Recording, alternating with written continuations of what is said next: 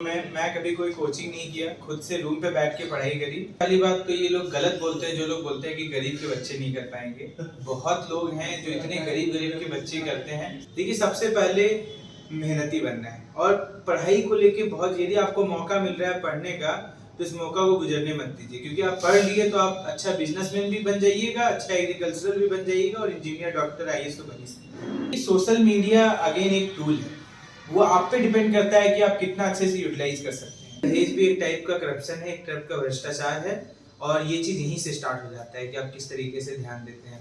नमस्कार, मैं अशोक प्रियदर्शी।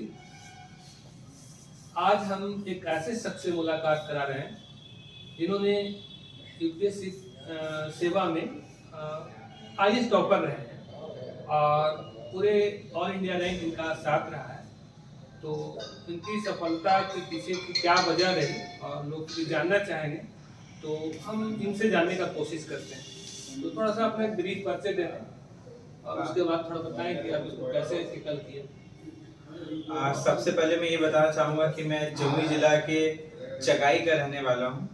मेरे जॉइंट फैमिली है और बचपन से ही पापा, मेरे अंकल वगैरह सब लोग सपोर्ट दिए हैं मुझे पढ़ाने के लिए, तो उसका मैं बहुत शुक्रगुजार हूँ कि वो लोग, इतना अच्छा फैमिली मुझे मिला कि मुझे इतना अच्छा पढ़ाई का मौका मिला। और इसके अलावा मैं बचपन से पढ़ाई करते रहा। उसके बाद फिर अपनी 12th के बाद आईटी कानपुर से सिविल इंजीनियरिंग से बीटेक किया। उसके बाद फिर बीटेक करने के बाद मैं सिविल इंजीनियरिंग से इंजीनियरिंग सर्विस का एग्ज़ाम दिया, जिसमें मेरी 3री स्थान प्राप्त हुई और गेट का भी एग्ज़ाम दिया था जिसमें 5वां स्थान प्राप्त किया। इसके बाद मैं सिविल सर्विस का परीक्षा तैयारी करने लगा और उसके बाद मैं दूसरे अटेम्प्ट में इस बार 7वां स्थान प्राप्त किया। तो इसमें जो सफलता के पीछे जो आपने फेज बाय फेज जो आपने तैयारी की होगी, तो इसको थोड़ा सा संक्षेप में बताने का कोशिश करें। ये एग्ज़ाम इतना बड़ा प्रोसेस है कि थोड़ी देर में बताना बहुत अच्छा स्ट्रैटेजी नहीं होता है, लेकिन मैं ये बताना चाहूँगा कि हर एक एग्ज़ाम में आप अपने बेसिक्स अच्छे रखिए और जितना ज़्यादा जानेंगे, जितना ज़्यादा प्रोसेस में इन्वॉल्व रहेंगे, उतना ज़्यादा आप अच्छा कर पाएंगे। तो इन्वॉल्व रहने का तरीका ये है कि आप यूपीएससी के सिलेबस और प्रीवियस ईयर क्वेश्चन को देखें बार बार और टॉपर्स के वीडियोस देखिए और ज़्यादा वीडियोस नहीं देखिए, 2 से 3 वीडियोस देखिए, उनके स्ट्रैटेजी को अच्छे से पेपर में लिखिए और उसको इम्प्लीमेंट कीजिए, अच्छे से बुक लिस्ट बनाइए, उसको पढ़िए। और इन सब में मैं एक चीज़ बोलूँगा कि कॉन्स्टेंटली कि मेहनत जितना कर सकते हैं और उसके साथ साथ स्मार्ट वर्क भी करना है कि कैसे हम टेक्नोलॉजी का इस्तेमाल करें, किस तरीके से लोगों से कनेक्ट होकर अपने प्रॉब्लम्स का समाधान निकालें, इस तरीके से आप तैयारी कीजिए। क्योंकि 3 फेज होता है, तो 3 फेज में लोगों को क्या प्रिकॉशन रखना चाहिए? एक तो प्रीलिमिनरी होता है, उसके बाद मेंस होता है। तीनों स्टेज में मैं ये बोलूँगा कि आप एग्ज़ाम के प्रोसेस को समझिए। प्रिकॉशंस 1 या 2 नहीं है, हर एक आदमी के लिए अलग अलग प्रिकॉशंस हो सकता है। बस मैं यही कहूँगा कि आप खुद को जानिए, अपने स्ट्रेंथ और वीकनेस को जानिए कि मैं क्या बैकग्राउंड है मेरा, किस जगह से पढ़ रखा हूँ, क्या मेरा सब्जेक्ट मैटर है, और उस चीज़ को ध्यान रखते हुए यूपीएससी के एग्ज़ाम को अच्छे से समझिए और खुद से अपना प्लान बनाइए और लगातार इस प्रोसेस में जुड़े रहिए। लगातार वीडियोस देखिए, हर एक समय ध्यान रखिए कि क्या चेंजेस आ रहे हैं यूपीएससी के पैटर्न में, और इसी तरीके से जब लगातार प्रोसेस में इन्वॉल्व रहेंगे तभी जो भी गलतियां हैं उसको आप सॉल्व कर पाएंगे। एक परसेप्शन है लोगों में कि साधारण आदमी, गरीब आदमी का लोग नहीं कर पाएगा या ऐसा है, क्या है इसके पीछे क्या वजह है? देखिए, सबसे पहली बात तो ये लोग गलत बोलते हैं, जो लोग बोलते हैं कि गरीब के बच्चे नहीं कर पाएंगे। बहुत लोग हैं जो इतने गरीब के बच्चे करते हैं। जैसे आज ही मैं सेशन में अंसार शेख का नाम लिया, जो बहुत ही गरीब लड़का है, अपने किचन रेस्टोरेंट में वो खालिद होते थे।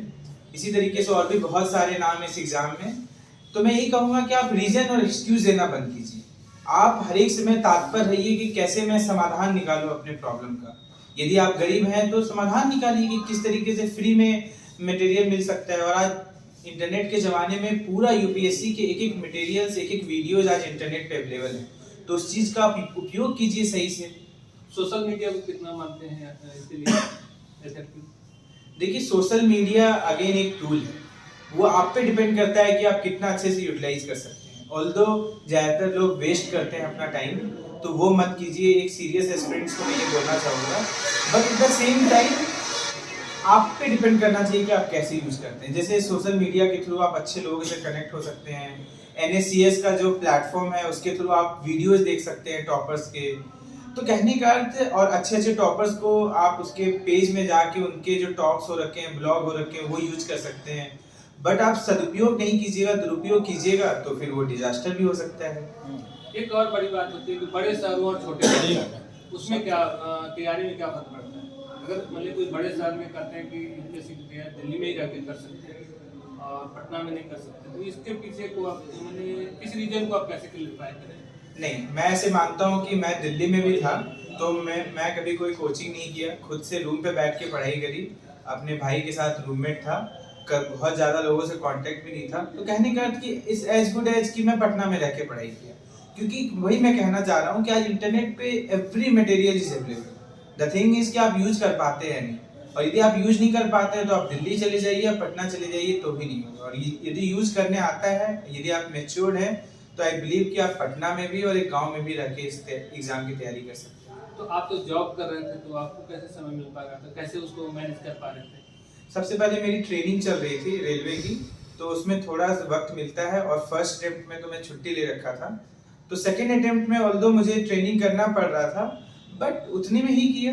कभी ये नहीं सोचता था कि मुझे कम समय मिल रहा है, जितना समय मिल रहा है उसी को इफेक्टिवली यूटिलाइज किया, यही तरीका था। अच्छा, फर्स्ट टाइम जब आप तो आपको निराशा भी हुई होगी? नहीं, मुझे ऐसे लगा कि मेरे अंदर वीकनेस क्या है वो मुझे पता था, तो मैं ऐसे सोचा कि उस वीकनेस पे वर्क करना है। निराशा बिल्कुल नहीं हुई। क्यों? क्योंकि मुझे एक्सपेक्टेड था कि हो सकता है नहीं हो, बस एनर्जीफुल रहना है कि नहीं हो तो कोई बात नहीं, अपना तैयारी में लगे रहना है। और पहले भी लगा हुआ था, रिजल्ट आने के बाद भी लगातार लगे रहना। आपका विषय क्या था? मेरा सिविल इंजीनियरिंग ऑप्शनल था, जो मेरा ग्रेजुएशन भी हो रखा है उस सब्जेक्ट से। अच्छा, बाकी एस्पायरेंट्स को आप क्या संदेश देना चाहें कि जो आपको देखें या सुने तो उनको कैसे क्या करना चाहिए, माइंडसेट कैसे तैयार करें खुद को? देखिए, सबसे पहले मेहनती बनना है, और पढ़ाई को लेके बहुत, यदि आपको मौका मिल रहा है पढ़ने का तो इस मौका को गुजरने मत दीजिए, क्योंकि आप पढ़ लिए तो आप अच्छा बिजनेसमैन भी बन जाइएगा, अच्छा एग्रीकल्चरल भी बन जाइएगा, और इंजीनियर, डॉक्टर, IAS तो बन ही सकते हैं। इसके अलावा मैं कहूँगा कि आज के टेक्नोलॉजी के यूज में टेक्नोलॉजी का अच्छे वाइज तरीके से यूज करना सीखिए, कि किस तरीके से मैं टेक्नोलॉजी को अच्छे समाज, अच्छे सदुपयोग के लिए यूज कर सकूँ, ना कि उससे मैं अराजकता फैला रहा हूँ। तो यही दोनों मैसेज है, इस चीज को आप अच्छे से इम्प्लीमेंट कीजिए, that will be enough to do wonder in life. इसमें सफलता का श्रेय किनको देते हैं आप? बहुत लोग हैं। जैसे सबसे पहले बोलो तो मेरे फैमिली मेंबर्स हैं, मेरे दादाजी, मेरे अंकल, पापा, एवरी मेंबर। उसके अलावा जो फ्रीडम फाइटर्स हैं मेरे, उसके अलावा और भी बहुत अच्छे अच्छे IAS ऑफिसर हैं, अच्छे अच्छे पॉलिटिकल लीडर हैं, सब लोगों ने मुझे लाइफ में इन्फ्लुएंस किया, सब लोगों से कुछ कुछ सीखा है। तो मैं हर एक लोगों को श्रेय देना चाहता हूँ। इनफैक्ट मेरे बहुत सारे फ्रेंड हैं, वो सब का भी बहुत बड़ा कंट्रीब्यूशन है। अब तो आप IAS बन गए, तो अब आप देश के लिए क्या करना मैं, मेरा जैसे फोकस हर एक में रहा है कि एजुकेशन के क्षेत्र में बहुत काम करना है, लेकिन इसके अलावा हर एक डायमेंशन में काम करना है। जैसे लोगों को जागरूक कैसे बनाया जाए, किस तरीके से RTI फाइल करने सीखें, इसके अलावा वुमेन कैसे एम्पावर हो। तो कहने का अर्थ, एक डिस्ट्रिक्ट एडमिनिस्ट्रेशन को हर एक फील्ड में काम करना होता है, मेरा भी उद्देश्य रहेगा कि हर एक फील्ड में काम करूं। एक आखिरी सवाल, भ्रष्टाचार पे, क्योंकि आप वहाँ पे बात कर रहे थे, भ्रष्टाचार को आप किस रूप में देखते हैं?